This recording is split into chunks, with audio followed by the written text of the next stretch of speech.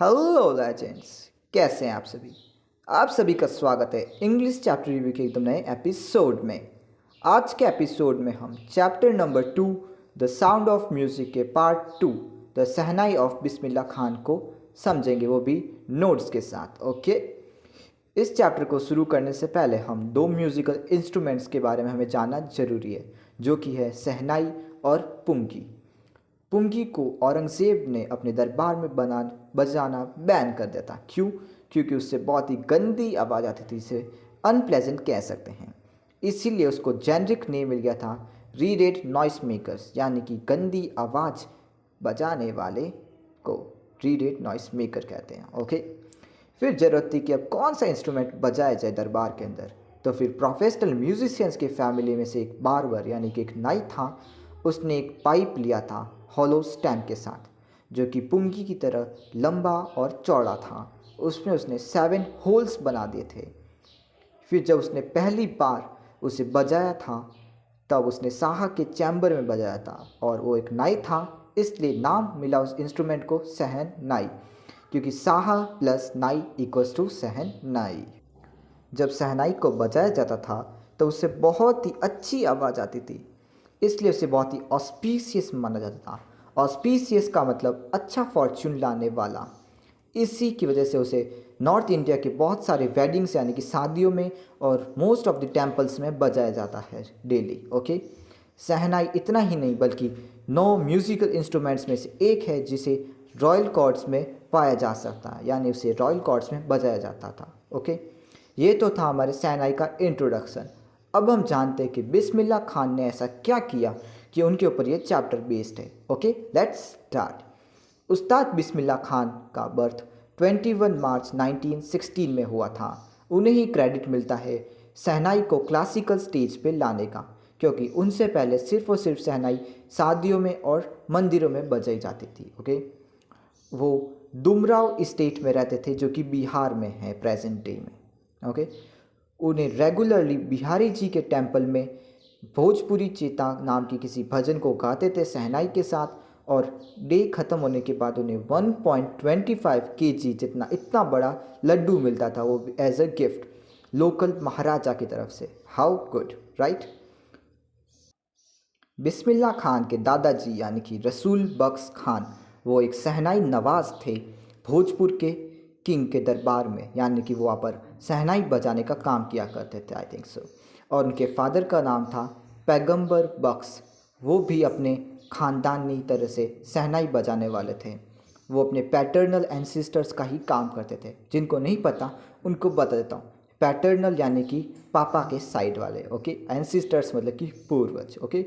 बिस्मिल्लाह खान जब बहुत ही छोटे थे तब वो अपने मैटरनल अंकल यानी कि मम्मी के साइड वाले, यानी कि अपने मामा अली बख्श के साथ विष्णु टेम्पल जो कि बनारस में सिचुएटेड है, वहाँ पर चले गए थे और वहाँ पर रोज़ उनके प्रैक्टिस भी की थी। ओके, बिस्मिल्लाह खान को बालाजी, मंगल मैया और गंगा जी के तट पे सॉलिट्यूड यानी कि एकांत में बैठ के प्रैक्टिस करना बहुत ही अच्छा लगता था।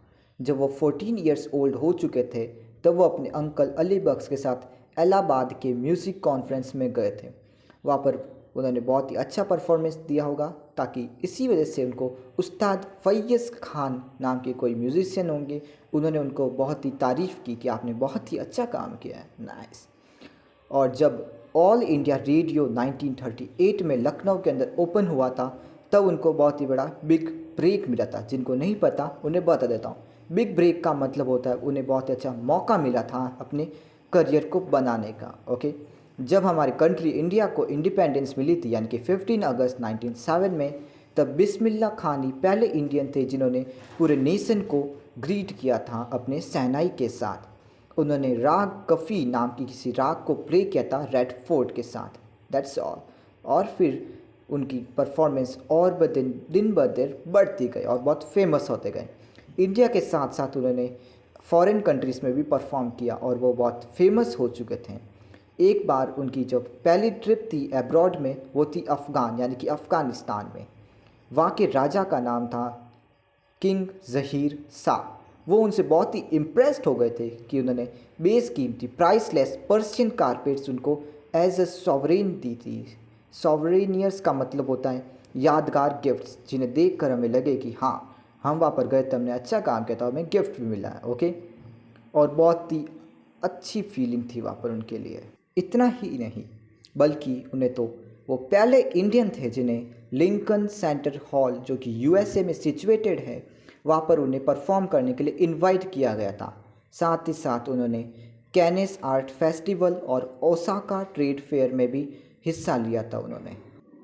जैसा कि मैंने आपको बताया है कि वो बहुत ही फेमस हो चुके थे पूरी वर्ल्ड के अंदर, तो वैसा ही हुआ कि एक तेहरान नाम की एक जगह पे उन्हीं के नाम पर और एक ऑडिटोरियम बनाया गया जहाँ पर म्यूज़िकल कॉन्सर्ट्स होते हैं, और उसका नाम रखा गया था ताहर मौसीकी उस्ताद बिस्मिल्लाह खान। इसी नाम पर उनका एक ऑडिटोरियम बना था। ओके, इतना ही नहीं बल्कि उन्होंने बहुत ही सारे नेशनल अवार्ड्स जीते थे, जैसे कि पद्मश्री, पद्म भूषण और पद्म विभूषण।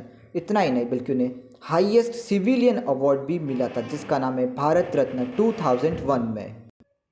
जब उन्होंने भारत रत्न जीता था तब उन्हें एक स्पीच देने के लिए बोला गया था। तब उन्होंने कहा कि अपने बच्चों को प्लीज़ आप हिंदुस्तानी म्यूज़िक सिखाएं, जो कि हिंदुस्तान के रिचेस्ट ट्रेडिशन है, क्योंकि वेस्ट से लोग आ रहे हैं और इसे सीख रहे, तो हम क्यों नहीं सीखे। सही है ना। एक बार की बात है जब उनके यूएसए के एक स्टूडेंट ने उन्हें कहा था कि क्यों ना आप यहाँ पर एक शहनाई स्कूल लाए। मैं आपको वादा करता हूँ कि मैं बनारस जैसा एक बहुत ही अच्छा एटमॉस्फेयर बनाने की कोशिश करूँगा, टेम्पल्स और बहुत कुछ मैं बनाने की कोशिश करूँगा।